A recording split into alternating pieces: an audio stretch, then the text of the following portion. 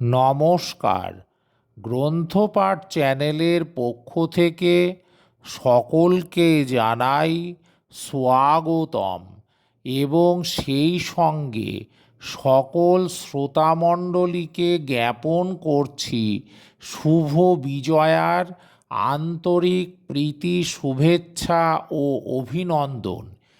এই অডিওতে আমি পার্থ গুহ আপনাদের পাঠ করে শোনাচ্ছি খুবই আকর্ষণীয় একটি কাহিনী।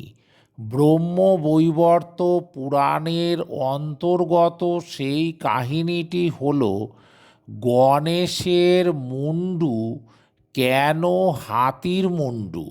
আপনারা সকলে সম্পূর্ণ কাহিনীটি শুনুন। ভালো লাগলে লাইক করুন, আত্মীয় স্বজন এবং বন্ধুবান্ধবকে শেয়ার করে দিন।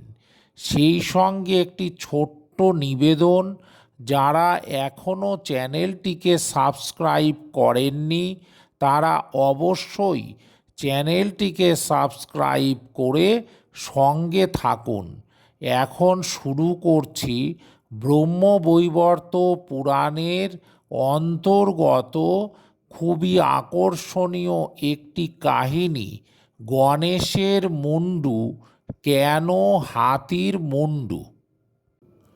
অকারণে ঘটে না কিছু, সব দৈবেরই কারণ।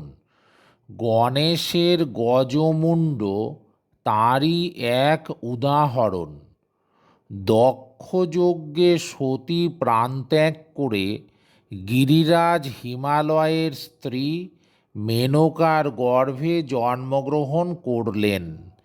তারপর বহু তপস্যা করে শিবকেই আবার লাভ করলেন পতিরূপে। একদিন পার্বতী বললেন মহেশ্বরকে, পুত্রহীন নারীর জন্ম বৃথা। পূর্বেই আমার সন্তান হতো, কিন্তু দেবতারা আমাকে বঞ্চনা করেছিলেন। আপনার রেত মাটিতে ফেললেন, আমার সন্তান জন্মাতে দেননি। কিন্তু আমি পুত্রহীন হয়ে বাঁচি কিভাবে? পুত্র বিনা ঘর হয় শ্মশান সমান। শিব বললেন, হে দেবী, তুমি হরিব্রত করো, তাতে সুন্দর পুত্র লাভ করবে। কারণ গোলক বিহারী হরি জগতের সার, হরিব্রত করলে পাবে সুন্দর কুমার। হরির চরণে দেবী সদা রাখো মান, দয়ার সাগর হরি বিশ্বের কারণ। দেবী বললেন, হে নাথ, আমি নিশ্চয়ই হরিব্রত পালন করব। এই ব্রতের বিধান কিরূপ আমাকে বলে দিন। হরিব্রতে কোন কোন দ্রব্য দরকার তা শিব দেবীকে বললেন। দেবী এবার বিধিমতো সকলই করলেন। শ্রীহরির স্তবও করতে ভুললেন না। তার সেই স্তব শুনে দেখা দিলেন শ্রীকৃষ্ণ। শিরে তার শিখি পাখা, গলে বনমালা, হাতে মোহন বাঁশি, বক্ষেতে কৌস্তুভ। তার রূপের ছটায় 10 দিক আলোকিত। পাশে শ্রী রাধারানী। শ্রীকৃষ্ণ বললেন, তোমার বিশেষ স্তবে তৃপ্ত আমি, শুনেছি বন্দন। অবিলম্বে পাবে তুমি অপূর্ব নন্দন। বর দান করে শ্রীকৃষ্ণ কিন্তু দুশ্চিন্তায় পড়লেন। ভাবছেন, যদি পার্বতীর গর্ভে পুত্রের জন্ম হয়, সে হবে মহাবলবান, বিরাট পরাক্রমশালী, দেবতাদের খুব কষ্ট দিতে পারে। এই চিন্তা করে শ্রীহরি বৃদ্ধ ব্রাহ্মণের বেশ ধারণ করে যেখানে শিব ও পার্বতী আনন্দে অবস্থান করছেন সেখানে উপনীত হলেন। তাকে দেখে পার্বতী বললেন, হে ব্রাহ্মণ, তুমি কোথা থেকে এখানে এলে? কি তোমার অভিলাষ? ব্রাহ্মণ বললেন, আমি 7 দিন উপবাসী আছি। তৃষ্ণায় আমার কণ্ঠরোধ হয়ে আসছে। আমাকে আগে একটু জল দান করো। কিন্তু শুধু জল পান করে তৃপ্তি পাবে না। কিরূপ আহার্য চাই তুমি বলো। ব্রাহ্মণ বললেন, সম্প্রতি তুমি ব্রত উদযাপন করছো, কাজেই তোমার ঘরে বহুবিধ খাদ্য রয়েছে। যা আছে দাও, আগে খাই। পায়েস, মিষ্টান্ন, ননি, দধি, দুগ্ধ, ফল যা আছে দাও। জগতের মাতা হয়ে তুমি পুত্র লাভের আশায় গোলকপতিকে সদাই চিন্তা করছো। হরিব্রত করে তার বড় লাভ করেছ তুমি। যুগে যুগে কৃষ্ণই তোমার পুত্র হবে। এ কথা বলে ব্রাহ্মণরূপী কৃষ্ণ অদৃশ্য হলেন। হরপার্বতী হরপার্বতী ক্ষুধার্ত ব্রাহ্মণকে আর দেখতে পেলেন না।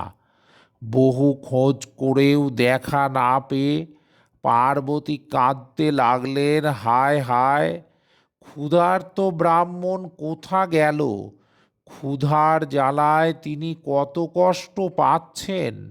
তারপর শিবকে বললেন, হে নাথ, তুমি আগে সেই ব্রাহ্মণকে খোঁজ করে আনো।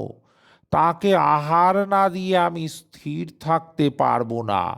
যার গৃহ থেকে অতিথি ফিরে যায় তার জন্ম তো বৃথা। বলেই পার্বতী আকুল ব্যাকুল হয়ে উঠলেন। এমন সময় দৈববাণী হলো, দেবী, তুমি দুঃখ করো না। গৃহের মধ্যে তব পুত্র জন্মেছে।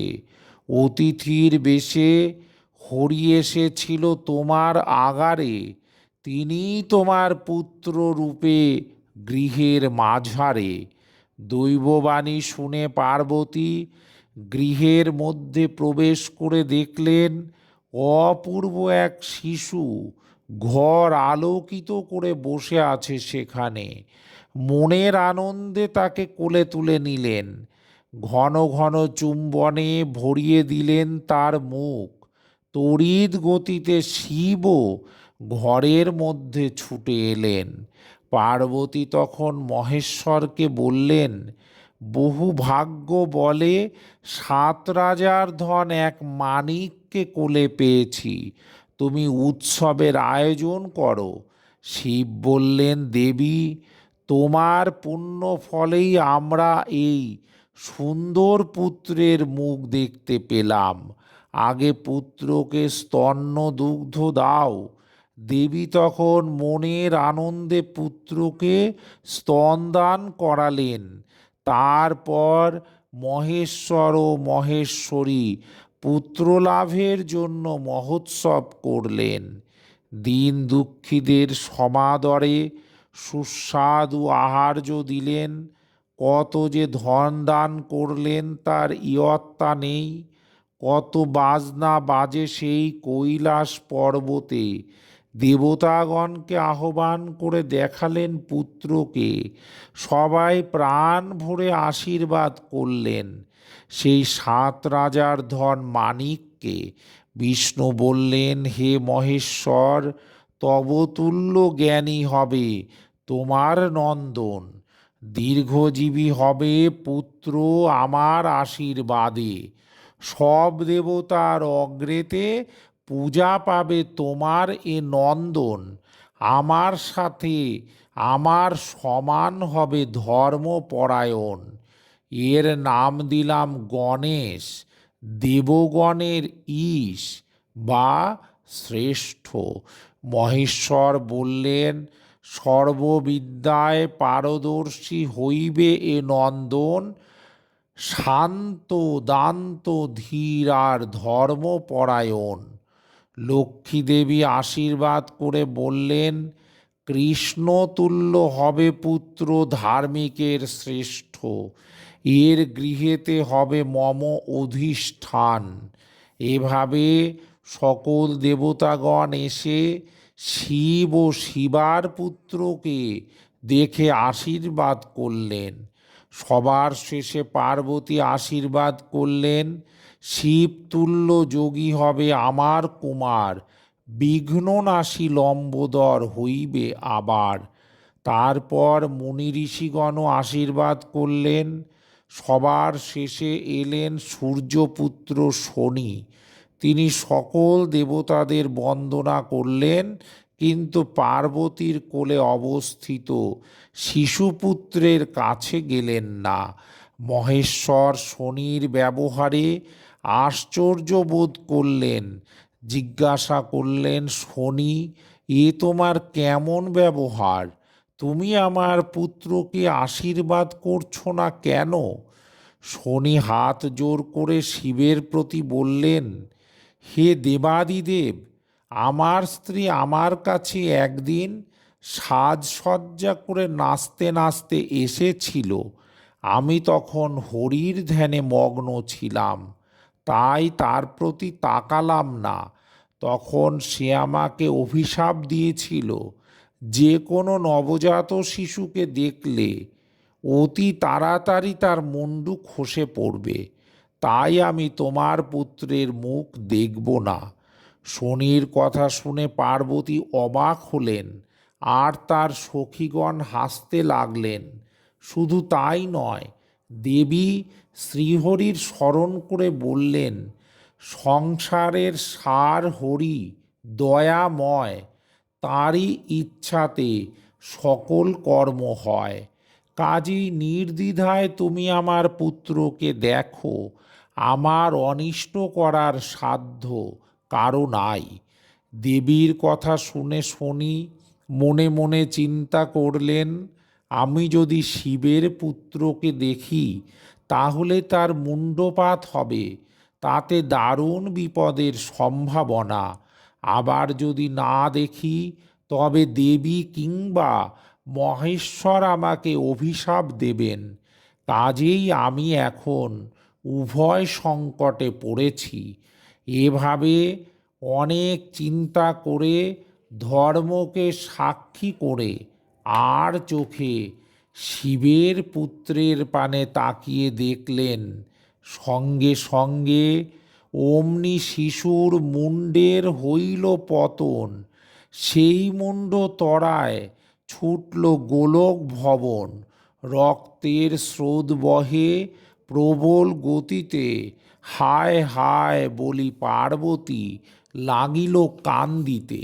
মূর্ছিত হইল শিব পুত্রের কারণে, নত শিরে ধিক্কারে শনি নিজ আচরণে।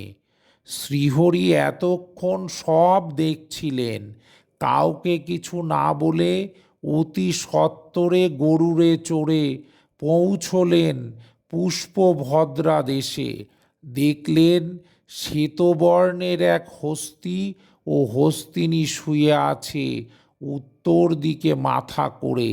সুদর্শন চক্র দ্বারা অমনি কাটলেন পুরুষ হস্তির মাথা।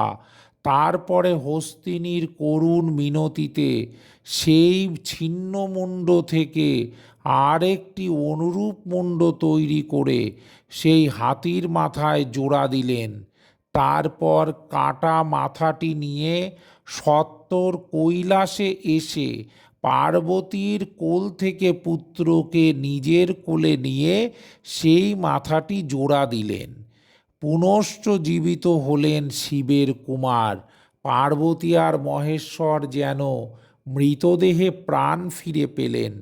দেবতাগণও স্বস্তির নিঃশ্বাস ফেললেন। দেবী পার্বতী গজাননকে কোলে নিয়ে ঘন ঘন চুম্বন করতে লাগলেন।